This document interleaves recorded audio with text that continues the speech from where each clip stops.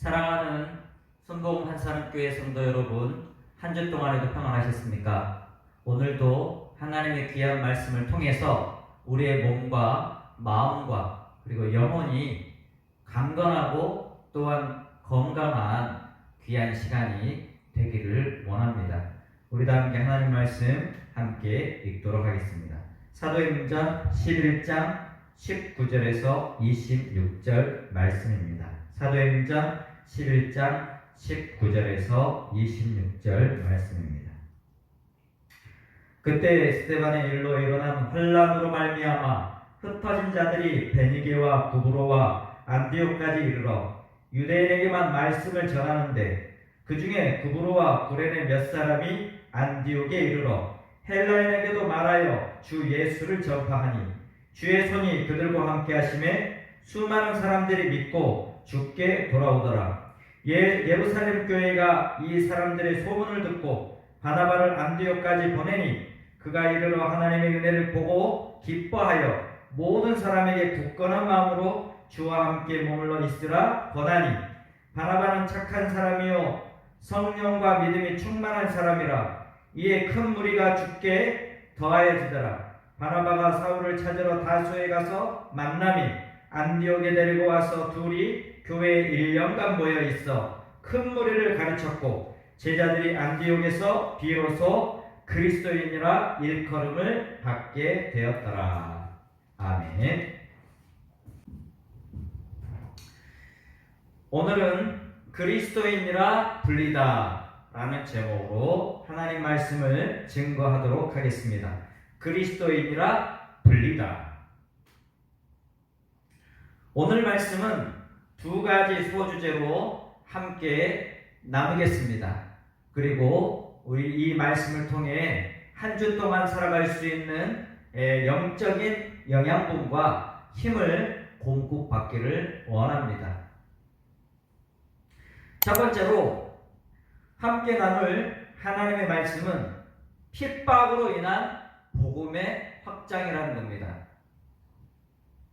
오늘 말씀 19절을 보면 스데반의 일로 인하여 여러 예루살렘 교회의 성도들이 흩어졌다라는 이야기를 하고 있습니다.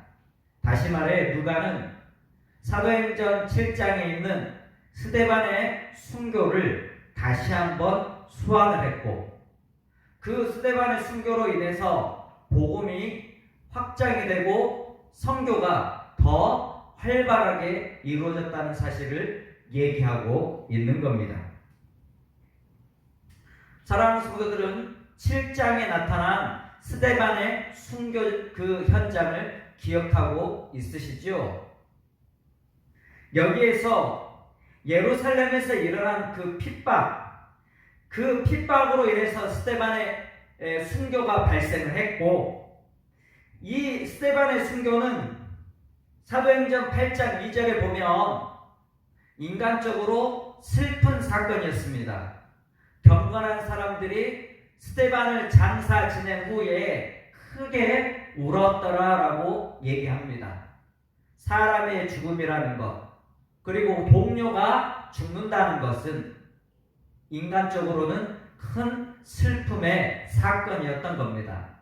하지만 인간적으로 슬픔의 사건 그리고 큰 눈물을 흘렸던 사건으로 끝나는 게 아니라 이 계기를 통해서 복음적으로는 복음이 확대가 되고 선교가 확장이 되는 그런 계기를 가져왔다고 누가는 서술하고 있습니다. 다시 말해 고통과 슬픔의 사건으로 종결짓지 않고 복음과 선교의 확장으로 이 사도행전은 이어가고 있다는 겁니다. 예루살렘에서 일어난 핍박은 성도들을 흩어지게 했고 흩어진 성도들은 그곳에서 주 예수 그리스도를 증거하게 되었더라는 겁니다. 그리고 거기에 있는 사람들이 그들의 복음을 통해서 예수 그리스도를 나의 구주로 믿고 교회들이 더 많이 그리고 넓게 생겨났다는 겁니다. 오늘 말씀 19절을 읽어보면 그때에 스데반의 일로 일어난 환란으로 말미암아 흩어진 자들이 베니게와 구브로와 안디옥까지 이르러 유대인에게만 말씀을 전하는데 그 중에 구브로와 구레네 몇 사람이 안디옥에 이르러 헬라인에게도 말하여 주 예수를 전파하니. 지금 핍박으로 인한 흩어짐은 누구에게 어디까지 가냐면 베니게, 페니키아, 두로와 시돈까지 가게 되었고, 또한 구브로 섬, 키프로스라고 얘기하는데 구브로 섬까지 가게 되었고, 안디옥이라는 곳까지 가게 되었습니다. 이 안디옥은 당시 로마에 있는 로마시 다음으로 알렉산드리아라는 그 도시 다음으로 컸던 곳입니다. 이렇게 복음은 베니게로, 구브로로, 안디옥으로 복음이 전파가 되었고, 또 역으로 구브로에 있는 사람이 또한 구레네에 있는 사람이 안디옥으로 와서 흩어진 성도들의 복음을 듣고 그들이 예수 그리스도를 믿는 귀한 일들이 발생했다는 겁니다. 다시 말해, 오늘 우리들이 이 말씀을 통해 하나님의 놀라운 섭리와 계획을 우리는 엿볼 수 있습니다. 그것은 순교의 꽃이 된 스데반의 일로 땅끝 복음의 활로가 열렸고, 슬프지만 영광스러운 사건이었습니다. 그리고 부활의 소망은 더욱 하늘로 충찬해진 일이었던 거죠. 우리가 또 한 가지 더 예를 들어본다면 사도행전 16장 23절에서 34절을 보면 사도 바울이 빌립보 성교에 빌립보 전도를 나가다가 거기에서 점쟁이 들린 그 귀신 들린 점쟁이를 예수 그리스도 이름으로 쫓아낸 사건 때문에 고소를 당해 감옥에 가게 되어 버렸습니다. 그런데 감옥에 갇혀서 그저 감옥에 갇힌 걸로 끝난 게 아니라 그 감옥에서 사도 바울과 실라는 밤새도록 복음 찬양을 했고, 그 찬송 소리를 들었던 간수들이나 죄수들, 그리고 그 찬양으로 인해서 이 빌립보 감옥이 활짝 열리는 그 역사와 기적이 일어났습니다. 그 일로 인해서 간수가 예수 그리스도를 믿게 되었던 겁니다. 우리가 잘 아는 말씀, 사도행전 16장 31절을 보면 가로되 주 예수를 믿으라, 그리하면 너와 내 집이 구원을 얻으리라. 이 말씀을 간수와 그 간수의 식구들이 전에 들었고, 16장 34절에서는 이렇게 말합니다. 저와 온 집이 하나님을 믿었으므로 크게 기뻐하듯하더라. 이렇게 우리는 이 사도행전을 보면서 스데반의 순교의 이 사건은 그저 복음이 끝나는 사건으로 이야기가 되는 게 아니라 도리어 이 일로 인해서 하나님의 복음이 더 확장이 되었고, 바울은 빌립보 감옥에 갇혀 있었지만 그곳에서 예수 그리스도의 복음은 전파가 되어서 간수와 그 간수의 가족이 예수를 믿는 놀라운 일이 벌어졌던 겁니다. 이 일은 우리가 어떻게 이해를 해야 되는가? 곧 바울의 몸은 가둘 수 있어도 바울이 전한 복음은 가둘 수가 없다는 겁니다. 골로새서 4장 3절을 보면 또한 우리를 위하여 기도하되 하나님이 전도할 문을 우리에게 열어주사 그리스도의 비밀을 말하게 하시기를 구하라. 내가 이것을 인하여 매임을 당하였노라. 사도 바울은 매임을 당하고 그리고 감옥에 갇힘으로 도리어 그리스도의 복음과 비밀을 전할 수 있는 기회를 가졌다는 겁니다.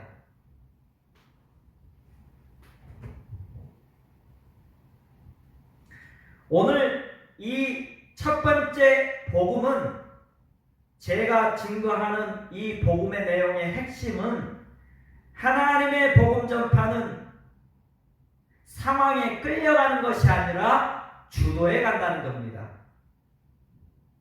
이 복음을 우리들이 접할 때 오늘날 코로나라는 그런 상황 속에서 복음은 위축되지 않는다는 겁니다.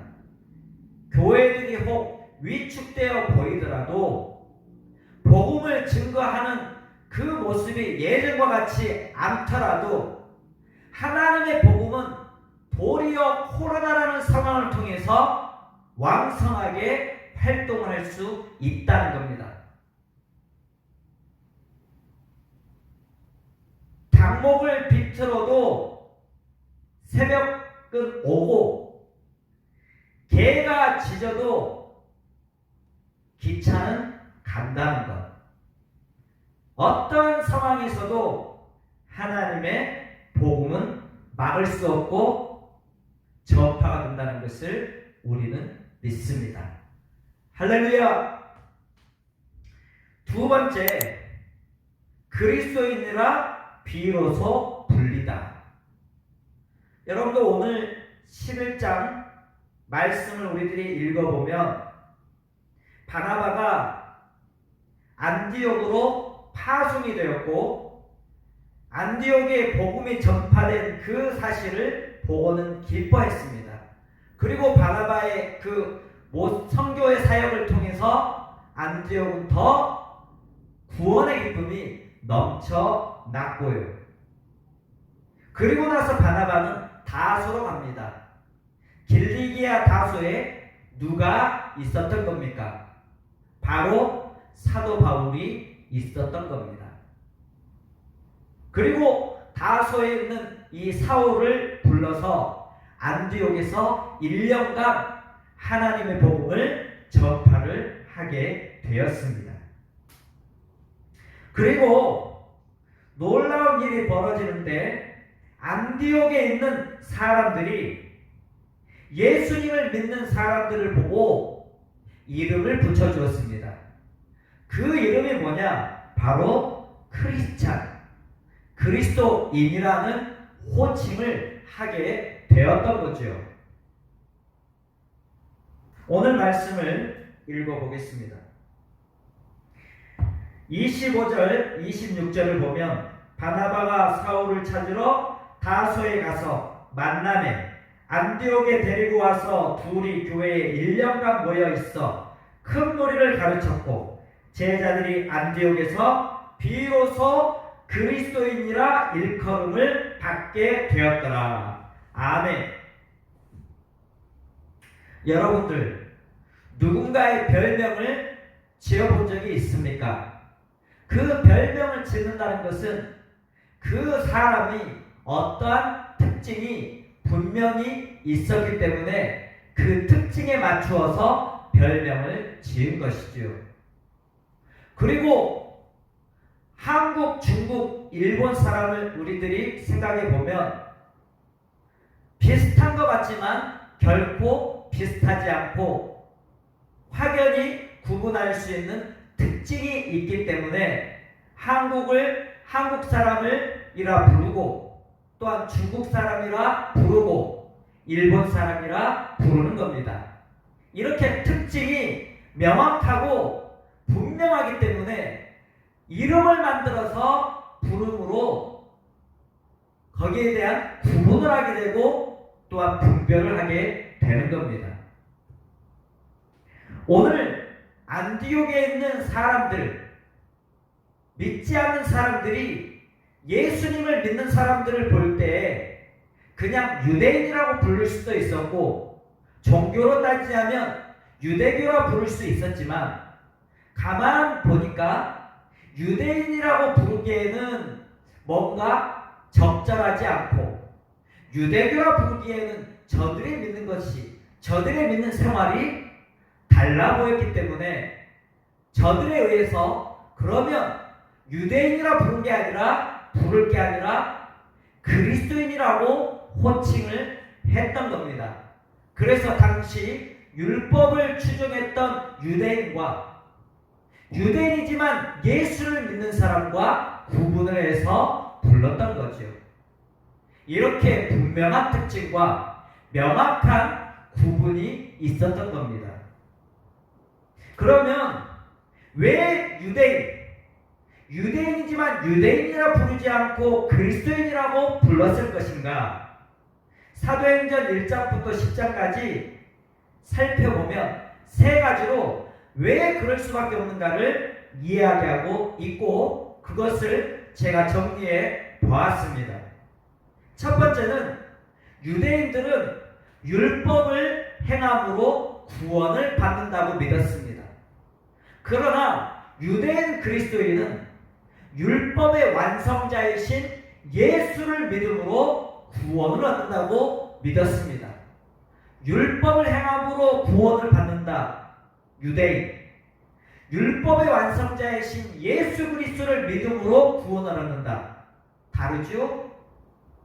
두 번째로, 유대인들은 예루살렘 성전이 하나님이 임재하고 하나님을 만날 수 있는 유일한 공간이요 절대적인 공간으로 믿었지만, 예수 그리스도를 믿는 그리스도인은 이제는 더 이상 예루살렘에 있는 성전이 하나님을 만난 유일한 공간이 아니라 성전 대신 예수님을 믿고 예수님을 통해서 하나님 아버지를 만날 수 있다고 믿었던 겁니다.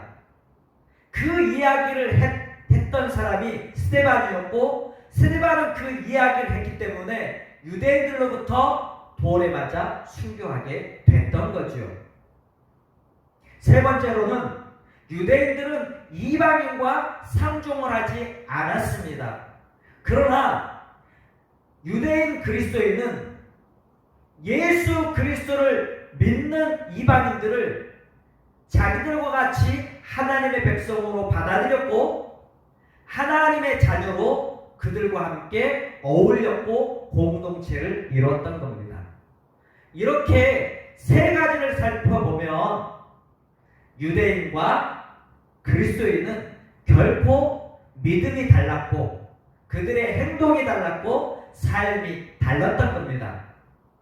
이 모습을 보고 비그리스도인들이, 또한 이방 사람들이 예수 믿는 사람들을 뭐라고 얘기해야 될까? 그래, 그리스도인이라고 말하자. 그래서 그리스도인이라는 호칭을 듣게 되었고, 지금도 역시 예수를 믿는 성도들을 그리스도인이라 부르게 되는 겁니다. 사랑하는 성도 여러분, 그러면 물어보겠습니다. 나는 그리스도인입니까? 겉보기에는 세상 사람과 그리스도인은 구분할 수 없습니다. 과연 내가 가정에서, 또한 직장에서, 그리고 학교에서, 내가 있는 세상에서 그리스도의 진정한 모습을 보이고 있는지를 묻고 있는 겁니다. 그리고 내면 속에 그리스도 신앙이 분명합니까? 교회는 왔다 갔다 하지만 진정으로 내가 믿고 있는 바를 분명하게 말할 수 있으며 내면할 수 있는지를 여러분들은 돌이켜 봐야 되는 겁니다. 그리고 나는 그리스도인으로서 세상에 살아가는가? 구분할 수가 없지만 행동을 통해서 우리는 분명히 예수를 믿는 사람인지 아닌지를 구분할 수 있습니다. 마치 예수님께서 마태복음 7장에 너희는 하늘 세상의 빛이요 세상의 소금이라고 말했던 것처럼, 빛은 등경 위에 두나니 말 아래에 두지 않는다 했습니다. 설령 말 아래 둔다 해도 그 빛은 틈을 통해 새어나가 그 빛의 존재가 들키고 말지요.